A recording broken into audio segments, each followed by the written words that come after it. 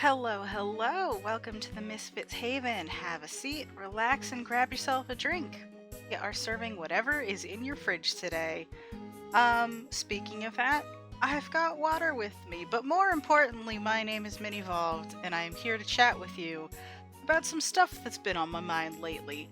Specifically, my journey with Oracle cards and tarot, and, my own perfectionist tendencies that have sort of sabotaged my shenanigans.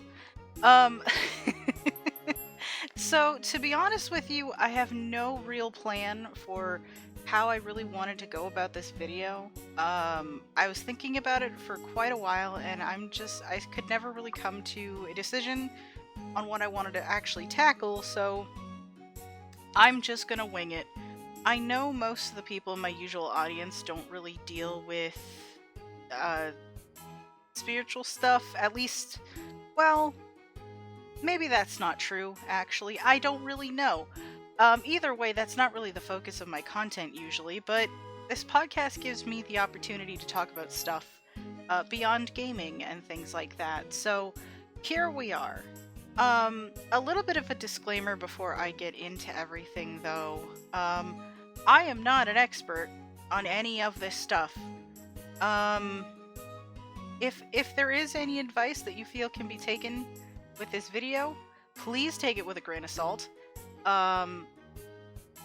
Don't take my word as gospel on anything, please. The last thing I want to do is accidentally give someone, false information and potentially lead them down a path that may not be particularly fantastic for them. That is not what I want to do here. So, grain of salt, please. So, with that out of the way,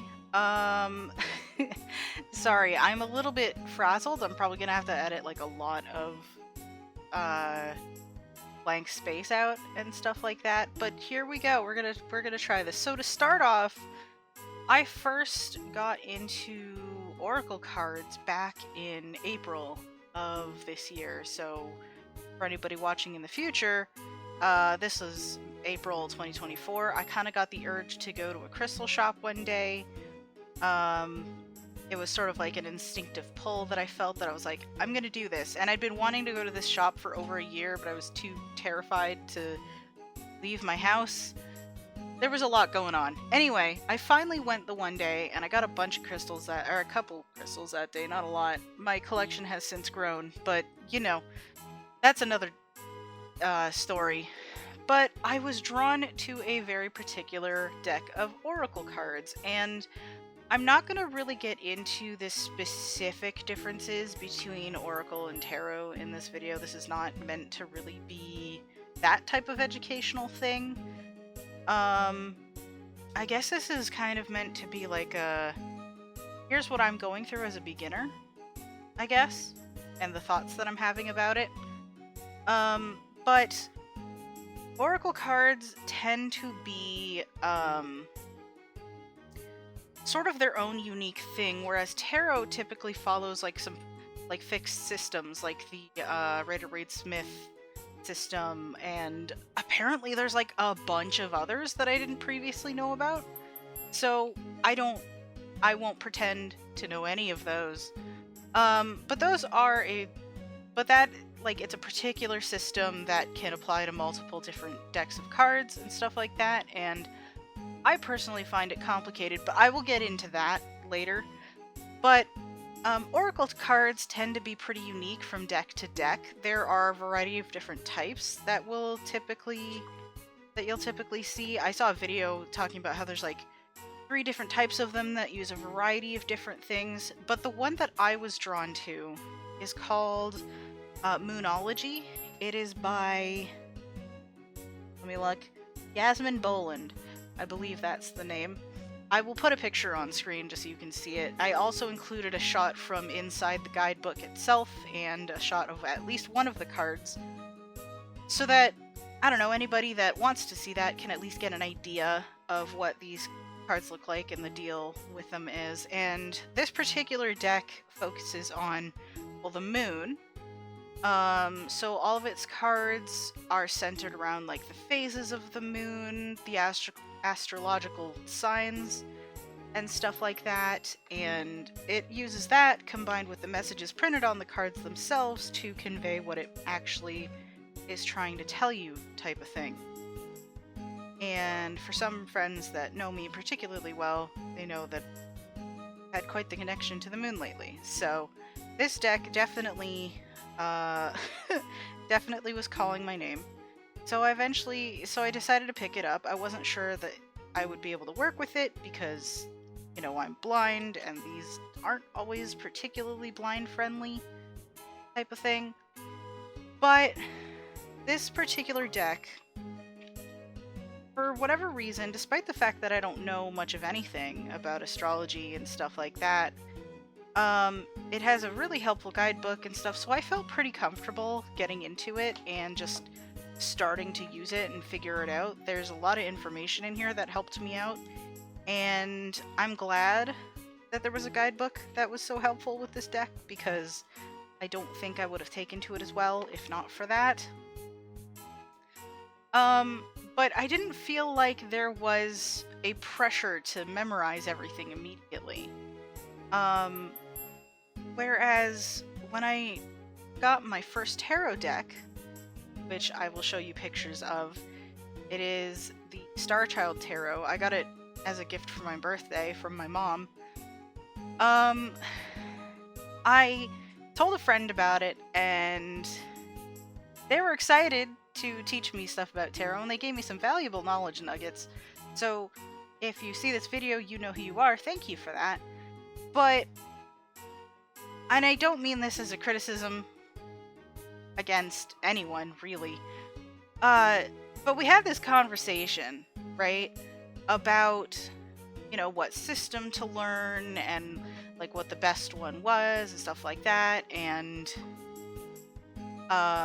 you know, this friend of mine is a particularly big fan of the Rider-Waite Smith system, which again is one of the most common systems used today and stuff like that. So it's widely available. It's like accessible by comparison to other things and stuff like that. So I'm like, okay, cool, that sounds awesome. And he informed me that there was this method of using like numerology and stuff like that to, you know, learn, or not even learn necessarily, but to read the tarot and stuff, and that like, oh, you're not gonna need the guidebook for anything really and stuff like that.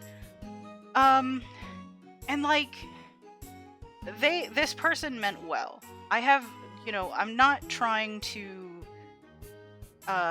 know, throw anyone under the bus or anything like that, because I genuinely believe that they meant well, and I don't have anything really negative to say. They reached out when I said, hey, I'm trying to learn tarot. You know, he stepped up going like, I would love to give you some knowledge nuggets. That's not what he said, but it was, you know, that's the general meaning of what he said, basically. And yeah, that was a great conversation. I definitely appreciated that I had a friend that was willing to reach out and help me out like that. But I don't know why. I genuinely don't know why. When it came to me trying to learn this particular tarot deck, I have since gotten at least 2 others that both use the Rider-Waite Smith system thingy, and one of them has a particularly helpful guidebook that I actually like a lot. It's really simple to understand. I don't have pictures of that one, I apologize. But I felt like there was this pressure, you know, like, you have to know all the things, you have to do all the things this way, and there's not really any other valid way to do it. And like, that just, again, I don't think that was my friend's intention at all. Not even a little bit, honestly.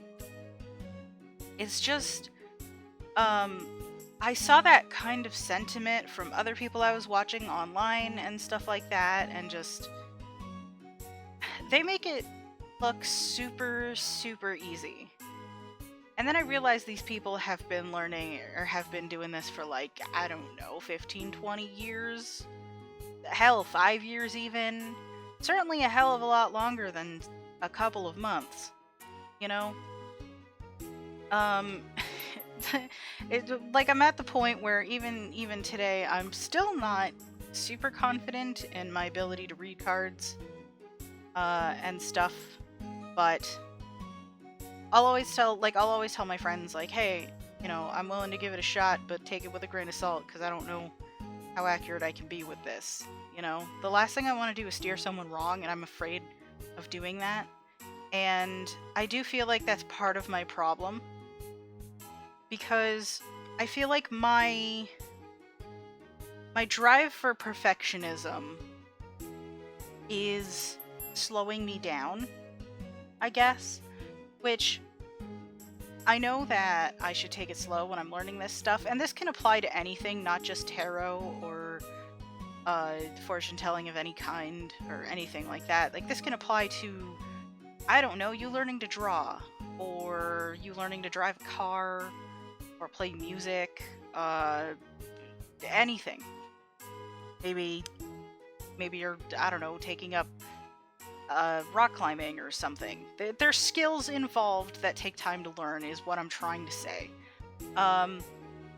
So I know for a fact that, I should take it at my own pace and learn on my own time and figure out my own way, right? I just see a lot of this, like, I don't know if it's gatekeeping. I don't know if that's the right term that I'm trying to use. But there's this weird pressure that I feel sometimes to, like, I feel like I need to get it right away, or I'm doing it wrong if I'm not doing it this way, or whatever. And that's caused me to be intimidated by my cards, because I'm like, well, what if I'm going to get it wrong? What if I get it, it's like, you know what? I might get it wrong a lot. And I don't think that discarding the guidebooks that I have because somebody told me to, or whatever, is the right way for me to go about it. This friend of mine that I keep bringing up, he's got methods that work for him, and I think that's fantastic. I'm still figuring it out. I still don't know what the best method for me is, but I've thought about what he said as far as the guidebooks and stuff. Oop, I just knocked something over.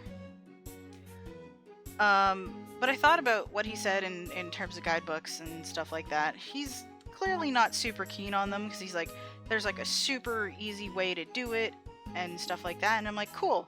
And I'm not ignoring that method. I'm trying to look into that as well and stuff like that. But I also feel like,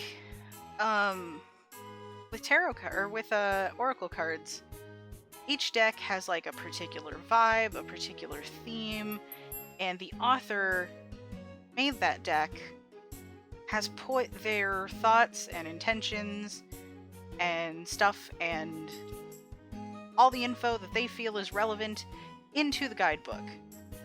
And the guidebooks usually have entries on each card and what they mean and alternate meanings and stuff like that, and like, yeah, maybe you don't have to use it, but I also think you can get some really good insight from the book itself, especially if you're learning, because, like, it's knowledge nuggets that they're handing right to you. It comes with the thing. Why are you going to ignore that? I don't see why I should. You know what I mean? I'm trying to learn whatever I can. How am I supposed to do that if I'm ignoring things that are right in front of me? That doesn't, I don't know, that just doesn't make sense to me, Like, again, my friend's method is valid, and, I'll be learning that too, but what I've noticed about these unique decks is that they have unique takes on the systems, like on these different systems and stuff like that. So I think that, even in conjunction with my friend's method, looking at the guidebook, sorry, I'm flipping through one of the guidebooks as I speak here, so I'm a little bit trying not to be super distracted, but you know, the Star Child Tarot in particular, I'm trying to like formulate my thoughts here.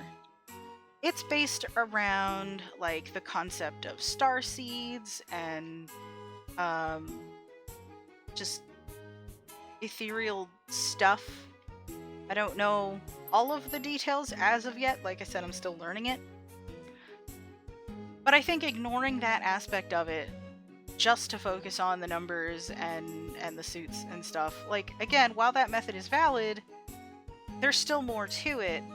And I don't think that ignoring the information that's presented to me about this deck is honestly wise. Maybe for some other people that, you know tarot a little bit better than I do and they don't want to use the guidebook, that you do you. I think as a beginner though, and again, I'm not going to speak for everyone here, I'm only speaking for myself in this video. I think as a beginner, I'm just going to treat this giant tarot deck the same way I treated my Moonology Oracle deck. Specifically because, one, there was a wonderful sense of wonder and discovery when I looked through Moonology for the first time. It was like it was cool and exciting, and I was tapping into something that was something that, quite frankly, I think I needed, among some other things. And, there was just this sense of looking at these beautiful cards and sort of figuring things out as I go, and taking things at my own pace and not really worrying too much about how other people see it or whether or not it's correct. Because, quite frankly, there's no rules to this stuff, usually. As far as I understand, most of it is following your gut. So, I think rather than focusing on, I guess, specific methods and stuff, I'm just going to learn things as I go and follow my gut. If my gut leads to those particular methods and stuff, which again I do eventually want to look into and stuff anyway, then great. If not, then I'll find something else that works for me or something. I don't really know how this is going to turn out. And that unknown is scary. I'm scared of failing. I think everybody is to a point, and again, this can apply to anything. I could even apply this to, learning music and stuff like that. I always had a hard time improvising because I was terrified of putting something out that sounded horrible or something, and my music teacher did everything he could to give me the tools that I needed, and, I had all these techniques and stuff swimming around in my head, and those are important. But that's not all there is to it, I was scared. And I could never let that go. And that only got worse as time went on. And the last thing I want to do is carry that on to my spiritual practices. Because that's essentially what these cards and stuff are tied to, at least for me. It's not like that for everybody. And that's completely valid too. I don't know why. It's just sometimes I feel like those that have been at it for a long time, obviously they know their shit, right? Like, I'm not gonna sit here and say, oh, they're full of crap, they don't know what they're talking about. Of course they do. Like, I'm not gonna sit here and say that, oh yeah, somebody that's been at this for 20 years is gonna know far less than somebody that's been at this for a couple of months. That's not how that works. No. I don't know shit compared to these people. But I do know myself, or at the very least, I'm figuring myself out, and I need to be less of a perfectionist about what I'm trying to do. I want to learn, absolutely, but I also want to, be kind to myself, because I feel like this whole perfectionist bullshit, it's just self-sabotage at the end of the day, at least for me. Again, I'm only speaking for myself in this video, and honestly, this is just a ginormous ramble. essentially what this podcast is meant to be. But you know what? Maybe we can apply this to, say, maybe you're an aspiring artist and you're like, I want to learn how to draw or paint or whatever. Just pick something. Just pick something that you want to. It doesn't have to be art even. Just pick anything, any hobby or any something that you want to get into. And like at least for me, like that fear of failure, that fear of just not being good enough. It's like, of course I'm not gonna be good at something when I first start. Some people have like a natural knack for things, but like not everybody does, and that's okay. That's okay. I'm tired of living my life always like thinking that I'm below someone because they took to something more quickly than I did. Y'all know that I have an older brother. If you don't, you do now. And I could say a lot about my older brother, but I will say that he is an insanely talented musician. He is an insanely talented musician. The dude can pick up any instrument, almost any instrument, at least any instrument that I've ever seen him pick up, and figure out how to play it within like a minute. And, you know, he may not be an expert at it immediately, but that's a hell of a lot more than I've ever been able to do with any instrument. You know? The only reason I learned how to play the bass as quickly as I did was because I had an amazing teacher that, you know, also played the bass and kicked severe ass at it.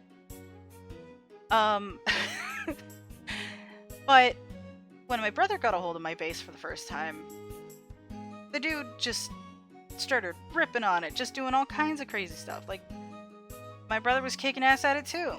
And to my knowledge, he'd never played the bass before. At the very least, he'd only played it like maybe once or twice. And I had already been at it for a couple of months, and I could still barely play a scale.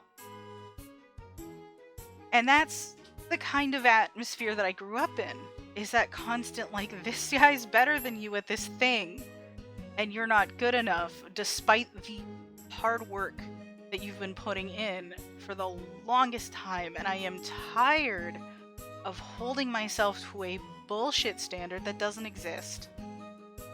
He's talented. I had to work for everything I've got. We're different people. We take to things very differently. We think very differently.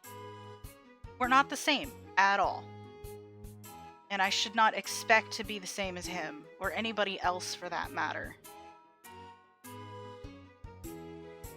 Again, you can apply that to anything.